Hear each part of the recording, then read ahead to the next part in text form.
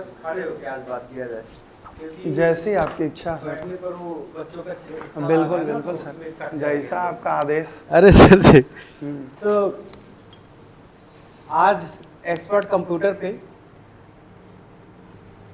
हमारे बीच में Dinanath Chaudhary inter college Rudhauli के प्रधानाचार्य, जिन्होंने अभी हाल ही में जिनके पढ़ाए हुए बच्चों ने रुधौली के लिए, बस्ती जिला के लिए और उत्तर प्रदेश के लिए एक कीर्तिमान स्थापित किया है, ऐसे बच्चों के प्रधानाचार्य श्री चंद्रभूषण सर आज संस्थान एक्सपर्ट पे आए हैं। आज इनका जोरदार तालियों से स्वागत किया जाए।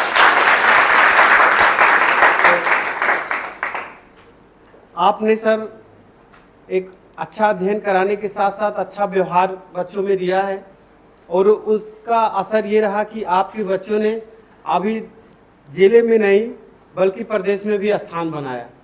और ऐसे में आपका अनुभव जो पेपर में भी छपा, आपका अभी पूरे जिले में हर विद्यालय और प्लस प्रदेश में भी नाम गया, तो इस बीच में आप कैसा अनुभव महसूस किए सर? क्योंकि अभी ये पहला मौका ऐसा कि एक आपकी कम उम्र जैसे व्यक्तित्व ने और इतना बड़ा कीर्तिमान स्थापित करा है अपने बच्चों से, तो इसके विषय में क्या कहना सबसे पहले सर धन्यवाद एक्सपर्ट टीम की को हम बहुत ढेर सारी शुभकामनाएं और बधाई देना चाहते हैं, और अपनी तरफ से धन्यवाद देना चाहते हैं, धन्यवाद ज्ञापन करना चाहते हैं कि हमको आप बुलाए, और इस सम्मान के लिए आपको तहे दिल से धन्यवाद। जहाँ तक प्रश्न है कि पढ़ाई लिखाई को लेके और रिज़ल्ट को लेके, तो मैं लगभग इस फील्ड में 11 साल से हूँ। हाँ। और पहले मैं एक टीचर के रूप में काम किया। हाँ। फिर एक कोचिंग संस्थान का हेड रहा मैं जी। और फिर ये हुआ कि रिज़ल्ट बहुत अच्छे उस समय भी आते थे, लेकिन कोचिंग संस्थान से जुड़े होने में एक नुकसान भी होता है, क्योंकि बच्चे कोचिंग संस्थान के सदस्य नहीं होते हैं, वो किसी न किसी विद्यालय के सदस्य होते हैं जी। तो जब भी आप कुछ भी करेंगे, कितना भी बड़ा काम कर लेंगे, नाम हमेशा विद्यालय का होगा, संस्थान का नहीं होगा। तो ये चीज़ें मैं आपको बता दूं कि लगभग आज से 7 साल पहले जी। मैं 2018-19 के रिज़ल्ट की बात कर रहा हूँ। हाँ। उस समय मैं ज़िले में, मेरी एक बच्ची थी खुशी उपाध्याय, और उसको मैंने वो टॉप हुई और ज़िले में उसका नाम आया। उसके बाद में फिर वही लड़की 12th में जब एग्ज़ाम दी, फिर से उसने डिस्ट्रिक्ट में टॉप किया। अच्छा। तो ये सारी चीज़ें, डिस्ट्रिक्ट में टॉप करना का मतलब टॉप 10 में उसका नाम आया, तो ये मेरे लिए बड़े गर्व की बात थी। लेकिन संस्थान जिससे वो जुड़ी रहेगी उसका नाम पहले आएगा, है ना। तो मैं कोचिंग चलाते चलाते मेरे मन में कहीं ये रहता था हमेशा कि मैं स्वयं का एक ऐसा संस्था बनाऊं जहाँ पे 1-2 टॉपर नहीं, बहुत सारे टॉपर निकलें। अच्छा, टॉपर केवल अंकों का, टॉपर का मतलब केवल ये नहीं होता है कि आप अंकों से मूल्यांकन करें। जैसे अचानक अभी रिजल्ट आया तो क्षेत्रवासियों को ये लग रहा होगा कि बस पहली बार है, पहली बार नहीं है। हम लगातार पिछले 6 साल से जिस संस्था से जुड़े हैं, डीएनसी इंटर कॉलेज से, मैं लगातार वहाँ पे प्रयास कर रहा हूँ। कई बच्चे इसमें मेरे स्टूडेंट भी बैठे हैं। मैं बहुत हम्बल रहता हूँ, बच्चों को लेकर के बिल्कुल फ्रेंडली रहता हूँ, और मेरा ये प्रयास रहता है कि हर बच्चा, जितने आप इसमें बैठे हो बेटा, आप सब ब्रह्मा हैं, आप सबके अंदर परमात्मा बैठे हैं, और वो सारा ज्ञान आपके अंदर है जो एक ईश्वर, एक भगवान के अंदर होना चाहिए। आप सब उस योग्य हैं। बस होता क्या है कि आपकी आंखों पर पट्टी लगी रहती है, आप स्वयं की क्षमता को नहीं समझ पाते हैं, और वो तब पहचान पाएंगे जब आप शिक्षित होंगे। और शिक्षा में भी 2 चीज़ें बहुत ज़रूरी होती हैं। एक कि शिक्षा में आपका उपनिषद अच्छा होना चाहिए। उपनिषद का मतलब क्या होता है? कोई उपनिषद का मतलब ग्रंथ नहीं, उपनिषद का मतलब होता है अच्छे लोगों का संगत। जब आप अपने से श्रेष्ठ लोगों के संगत में रहेंगे तो उसी को उपनिषद कहा जाता है। उपनिषद के साथ साथ स्वाध्याय बहुत जरूरी होता है। आप अगर स्वाध्याय नहीं करते हैं, गुरु आपका कितना भी ग्रेट पर्सन हो, लेकिन अगर आप स्वयं में बैठ करके कहीं अकेले में स्वाध्याय नहीं कर रहे हो, उसको मनन नहीं कर रहे हो, उसको आत्मसात नहीं कर रहे हो, तो पढ़ाई जो आप कर रहे हो, जो शिक्षा आप ले रहे हो, उसका उद्देश्य अधूरा रह जाता है।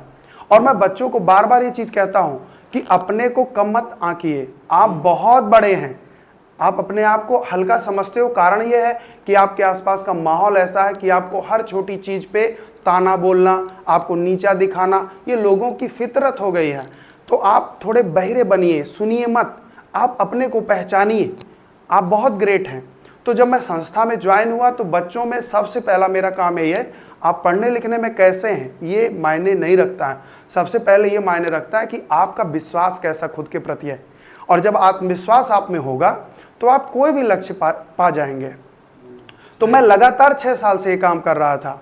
इस साल ऐसा संयोग बैठा कि मेरे पास 8-10 बच्चे बहुत बेहतर थे। बहुत बेहतर मतलब कि आप कह सकते हैं कि वो पढ़ाई लिखाई में अव्वल तो थे ही, रेगुलरिटी जो सबसे जरूरी होता है, अगर आप रेगुलर नहीं है तो आप फ्लॉप हो जाएंगे। दूसरी चीज जो सबसे जरूरी रहती है कि गुरु के प्रति आपका भावना अच्छा होना चाहिए। गुरु आपका अच्छा है बुरा है ये मायने नहीं रखता है। आपने कहानी पढ़ा होगा द्रोणाचार्य का, अर्जुन और उन्हीं का एक मतलब समकक्ष था एकलव्य। द्रोणाचार्य शिक्षा किसको देते थे? अर्जुन को, ठीक है। लेकिन वहीं पे एकलव्य ऐसा था कि जो शिक्षा लेना चाह रहा था लेकिन वो शिक्षा उनसे नहीं पा पाया। तो उसने क्या किया कि उनकी एक छवि बना लिया, एक मूर्ति बनाया और उसी मूर्ति के सामने उसने प्रैक्टिस किया।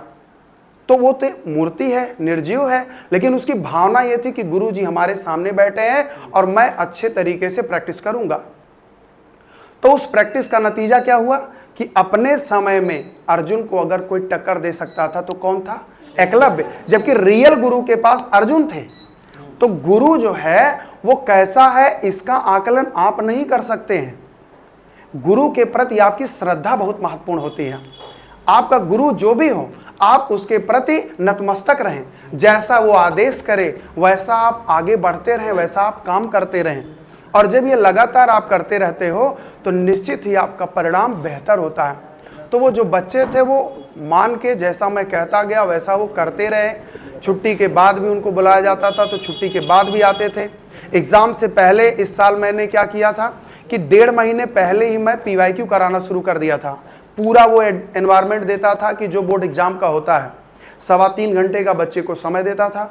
2025-2024 में जो बोर्ड एग्जाम्स के पेपर थे वो पेपर में बच्चों को देता था और उनको टारगेट देता था कि 3.25 घंटे के अंदर आपको कंप्लीट करना है। तो वहां से उनको क्या हुआ कि जो उनको अंदर से जो भय था वो भय जो है वो खत्म हो गया। दूसरा एक मैं टेक्निकल बात बता रहा हूं, जिस टाइमिंग पे बोर्ड एग्जाम होता है उसी टाइमिंग पे मैं एग्जाम लेता था। अच्छा। उसका कारण क्या होता है कि जिस टाइमिंग में आपका शेड्यूल होता है अगर आप उसी टाइमिंग में वो काम आप करते हैं तो आप जो है थोड़ा सा सहज महसूस करते हैं, आपका माइंड उसको एब्जॉर्ब कर ले जाता है, आपके ऊपर प्रेशर कम फील होता है। तो ये सारी चीजें थी जिससे आज रिजल्ट बहुत बेहतर आया है।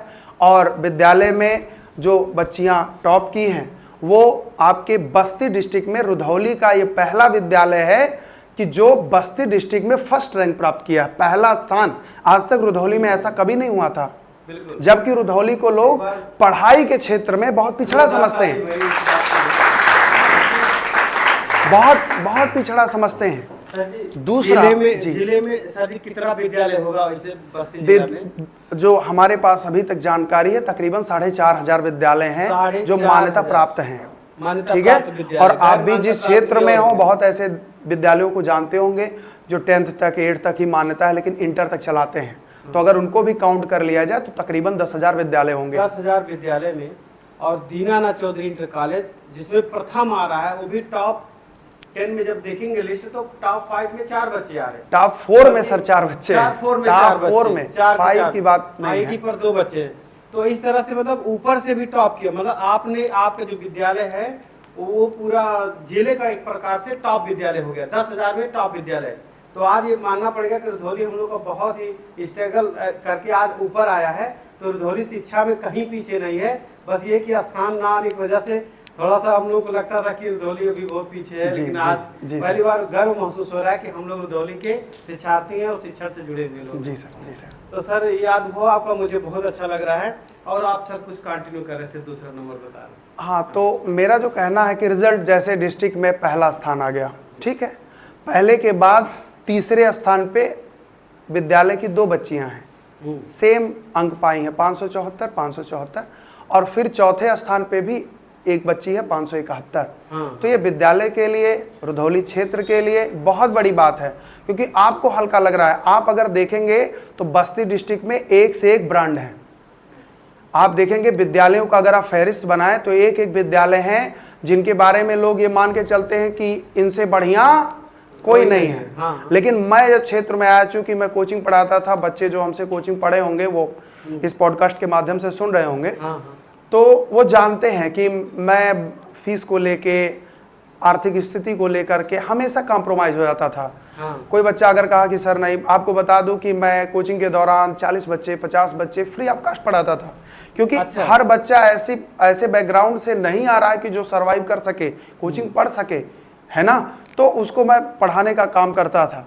तो बच्चे वो सब समझ रहे होंगे जो मैं बोलना चाह रहा हूं, मैं किसी का नाम नहीं लूंगा। लेकिन यह है कि मेरा पहले से था कि सबसे सस्ता और सबसे अच्छा। सर आपके विद्यालय में जैसे 9-10 के बच्चों का फीस क्या मतलब मात्र होता है? 6,500 रुपए, मात्र साल का। 6,500 वाले, ठीक है। विद्यालय ने जिले के या प्रदेश के जो 70,000 65,000 सालाना फीस लेते हैं उन सबको भी पीछे किया। तो ऐसा व्यक्तित्व आज हमारे सामने मौजूद है। आज हम लोग को सुन रहे हैं सर को। और सर आपने जो ये उदाहरण प्रस्तुत किया है, ये हम शिक्षकों के लिए भी एक प्रेरणादायक है सर। आज हम सोचते हैं कि हमारे कंप्यूटर के बच्चे, हम इनको क्या करें कि ये भी हम लोग का नाम करें।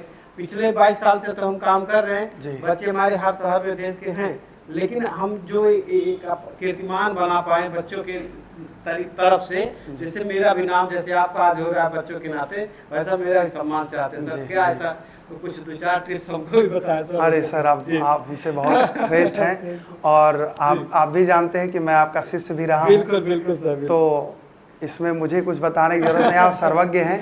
बस इतना हम कहेंगे कि बच्चों को जो संदेश देना है कि एक कॉम्पिटिटिव टेम्परामेंट आपके अंदर होना चाहिए। हाँ। आपको लगता है कि जैसे कंप्यूटर स्किल जो होता है वो आपका प्रैक्टिस का खेल है। उसमें आप ये ना समझें कि आप थ्योरी बहुत ज़्यादा लिख रहे हैं, आपको नोट सारा याद है, वो बहुत ज़्यादा मायने नहीं रखता है। मोबाइल फ़ोन 4 साल 5 साल का बच्चा बहुत बेहतरीन चला रहा है, जबकि मोबाइल फ़ोन में एप्लीकेशन क्या होता है वो नहीं जानता है, बहुत शानदार चलाता है। क्यों? क्योंकि उसको प्रैक्टिस है।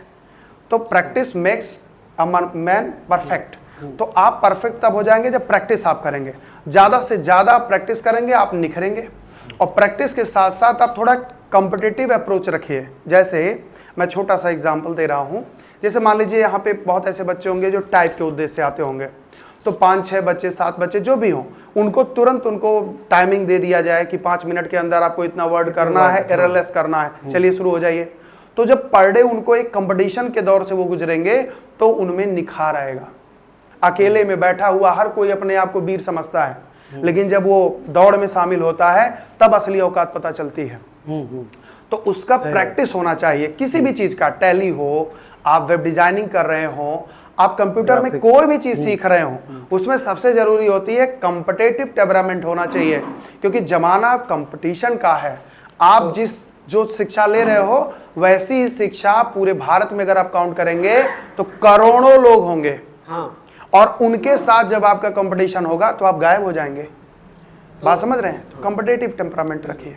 सर आप इससे पहले आप कंप्यूटर भी सीखे सर? जी सर। हाँ सर। और आपने एक अच्छा कोर्स किया हुआ है। जी सर। और 1 साल का था या 2 साल? 3 साल। 3 साल का जी था। सर।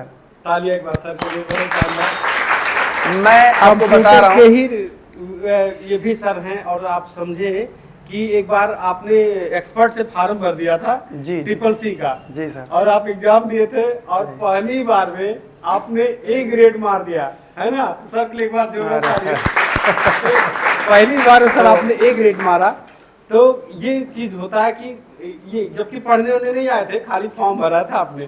तो उसके बाद मैं जान पाया कि सर कंप्यूटर के जानकार है। 3 साल कंप्यूटर कितना महत्व रखता है सर कंप्यूटर आपके लाइफ? मैं जब इंटरमीडिएट पास आउट हुआ तो मैं टॉपर लिस्ट में था, हाई स्कूल में भी और इंटर में भी। हाँ। तो इंटर के बाद में ये हुआ कि कुछ टेक्निकल किया जाए, क्योंकि आर्थिक स्थिति पहले मायने रखती है, समझिएगा सर। ठीक है। तो इंटरमीडिएट के बाद ये हुआ कि हमको कुछ जॉब चाहिए, जैसे आप लोग भी हैं, पढ़ाई के बाद आपको ये लग रहा है जल्दी से जॉब मिल जाए, लेकिन कुछ भी लाइफ में कुछ भी जल्दी नहीं होता है। अपने समय से होगा, धीरे धीरे होगा। 1 सेकंड 1 मिनट, 1 मिनट 60 सेकंड के बाद ही बीतेगा। ऐसा नहीं है कि आपके हड़बड़ाने से 1 मिनट जल्दी बीत जाए, ये प्रकृति का नियम है, धीरे धीरे ही सब कुछ होगा। तो मेरे भी मन में था कि मैं एक कोर्स ऐसा कुछ कर लूँ कि जिससे मुझे जल्दी से जॉब मिल जाए, थोड़ा सा आर्थिक सुरक्षा की भी भावना थी मन में। तो मैं इंटरमीडिएट के बाद पॉलिटेक्निक फॉर्म भर दिया।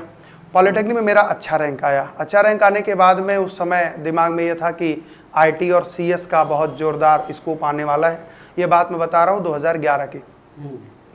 तो मैंने जो है प्लेसमेंट लिया, वो काउंसलिंग कराया, और काउंसलिंग के बाद में मेरा जो है हो गया। आप नाम सुने होंगे government polytechnic Lucknow, Lucknow polytechnic चौराहा जो है वहाँ पे जो गवर्नमेंट कॉलेज है, बहुत अच्छा कॉलेज है वो। तो वहाँ पे मेरा सिलेक्शन हो गया। मैंने जो है आईटी इंफॉर्मेशन टेक्नोलॉजी से 3 साल का मैंने पॉलिटेक्निक कोर्स किया। पॉलिटेक्निक कोर्स के बाद में वहाँ पे कंपनियाँ आती हैं। देखिए पढ़ाई के दौरान जो है हमेशा ये ध्यान देना चाहिए कि जो कोर्स आप कर रहे हैं उसमें कौन कौन सी कंपनियां हैं जो इंटरेस्ट लेती हैं, उनसे ऑनलाइन रिज्यूम डालना और सारी चीज़ें वो जारी रखना चाहिए, जानकारी रहनी चाहिए, वो होना चाहिए। तो हम लोगों के कॉलेज पे जो है वो टाटा मोटर्स, कैंपस सिलेक्शन के लिए टाटा मोटर्स आती है और सिलेक्शन मेरा हो जाता है। तो सिलेक्शन के बाद में जैसे आप जानते भी होंगे कि वहाँ पे ज्वाइनिंग के दौरान पहले वो 11 महीने के लिए लेते हैं, फिर आपका काम देखते हैं, फिर परमानेंट की बात आती है। अच्छा, हम पढ़ने में इतने अच्छे थे कि हमको जो है उम्मीद यही था कि बहुत अच्छा मतलब सैलरी अच्छा मिलेगा। तो ज्वाइनिंग के बाद में सैलरी उस उम्मीद के मुताबिक सर नहीं होता है। तो नहीं हो पाया, तो मैं 1.5 महीने में ही वहाँ से निकल दिया। तो निकलने के बाद ये हुआ कि पढ़ने में ठीक है तो पढ़ा सकते हैं, तो मैं वहाँ से भाग आया। तो घर पे आया तो घर पे कहा कि मैं पढ़ाना चाहता हूँ। अच्छा, प्राइवेट टीचर को बड़ा निरीह प्राणी समझा जाता है, 3000 4000 पाता होगा, है ना। उसके त्याग को लोग नहीं देखते हैं कि वो सारा त्याग, उसके पास भी परिवार है, उसके पास भी घर है, उसके पास भी फैमिली है, लेकिन उसके बावजूद भी उसको अगर 8 बजे 9 बजे विद्यालय पहुंचना है तो सारा त्याग करके साइकिल से, पैदल से, किसी का लिफ्ट लेके, कुछ भी किसी भी तरह से वो विद्यालय पहुंचता है और सारी परेशानियों को छोड़ करके वो बच्चों को अच्छी शिक्षा देने का प्रयास करता है। बहुत मेहनत करता है, सैलरी बहुत मैटर नहीं करती है ना, वो लगातार मेहनत करता है, तो इसलिए उसको निरीह समझा जाता है। तो घर वाले नाराज हुए कि ये सब नहीं करना चाहिए, ऐसा वैसा। तुम कहे ठीक है, लेकिन हमारा थोड़े दूसरे टाइप के हम हैं। हमारा ये है रॉन्ग या राइट, जो सोच लिया वो करूँगा, बाद में क्या होगा देखा जाएगा। तो मैंने जो है तुरंत ज्वाइन किया, कॉलेज पढ़ाना शुरू कर दिया। कॉलेज में मैं, स्थिति ये थी कि मैं इंटरमीडिएट तक लगभग सारे सब्जेक्ट पढ़ा सकता हूँ। तो क्योंकि पढ़ के तुरंत आए थे और इंटरमीडिएट तक के बच्चों को पढ़ा दे रहे थे। हम सर 9th में जब पढ़ रहे थे तब 9th के बच्चों को कोचिंग पढ़ाते थे। क्या बात है। सारे बच्चे जानते हैं मेरे साथ वाले। और जब मैं 10th पढ़ रहा था तो 9th और 10th को कोचिंग पढ़ाता था। अच्छा। फिर 11th में आया तो 9, 10th, 11th को पढ़ाने लगा। 12th जब पढ़ लिया तो 9, 10th, 11th, 12th प्लस उस साल जो है एसआई की वैकेंसी आई थी दरोगा की, वहां पे मैं रीजनिंग और मैथमेटिक्स पढ़ाता था। 12th पास था मैं केवल। अच्छा। ठीक है, रुधौली के बहुत ऐसे लोग हैं जो मुझसे पढ़े हैं और अच्छे लोगों पे मतलब उनकी अच्छी मतलब दुकानें चलती हैं, बहुत बड़े लोग हैं वो। उस समय जब वो पढ़ रहे थे तो 2-2, 3-3 बच्चों के बाप थे वो। ठीक है, और मैं इंटर पास आउट था। कितने साल के अभी हैं सर आप? अभी मेरी एज जो है सर 31 है। 31, क्या बात है। तो